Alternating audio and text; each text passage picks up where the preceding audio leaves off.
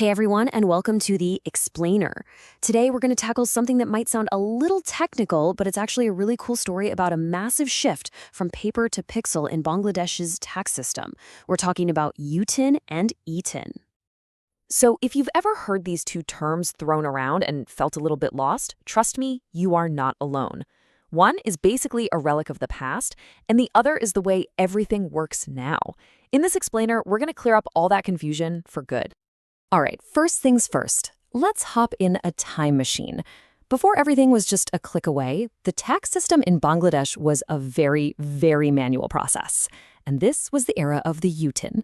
So what exactly was a UTIN? Well, it stands for Unified Taxpayers Identification Number. You can pretty much think of it as the original analog tax ID.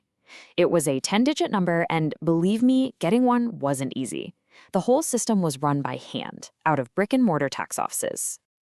So what did that actually look like? Well, it meant you had to physically get yourself to a tax office. Then you'd fill out stacks of paper forms by hand.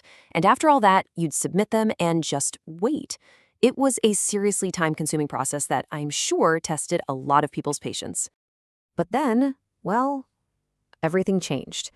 As Bangladesh really started to embrace the digital world, the old tax system got a massive, much-needed upgrade. And that brings us to the modern era of the ETIN. The E in ETIN, as you probably guessed, stands for electronic. This is the system we use today. It's mandatory for every taxpayer in the country. It's a unique 12-digit number, and the whole thing is managed online by the National Board of Revenue, or the NBR. Now just compare the old way with this new process. To get an ETIN, you just go to the NBR's website, you fill out a form online, and boom, you get your digital verifiable e-certificate right then and there. No lines, no paper, no waiting. The difference is absolutely night and day. So we've looked at the old and we've looked at the new. Now let's really put them side by side to see just how much things have evolved. Remember the old UTIN?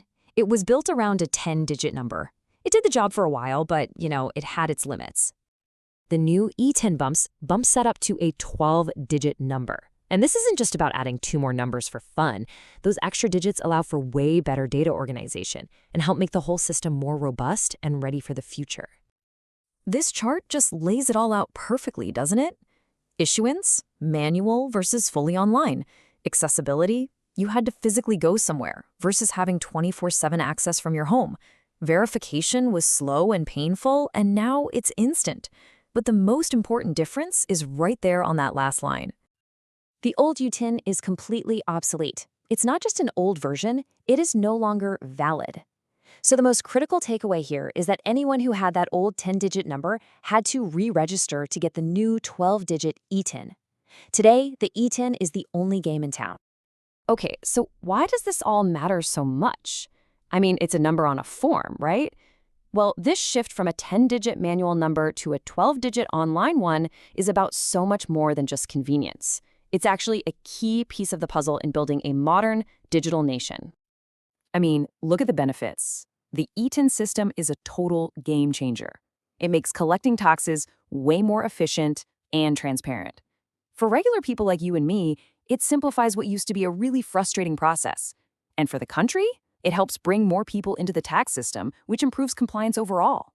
On top of all that, it connects seamlessly with banks and other government services, creating a truly digital backbone for the economy. So when you really think about it, the journey from UTIN to ETIN isn't just about taxes. It's a story of progress. It's more than just a new ID number. It's a cornerstone of the whole digital Bangladesh vision. It just goes to show how a single, smart, digital solution can streamline a massive system, empower citizens, and really help drive an entire economy forward. It makes you wonder, what other parts of our lives could be completely transformed by a similar digital leap?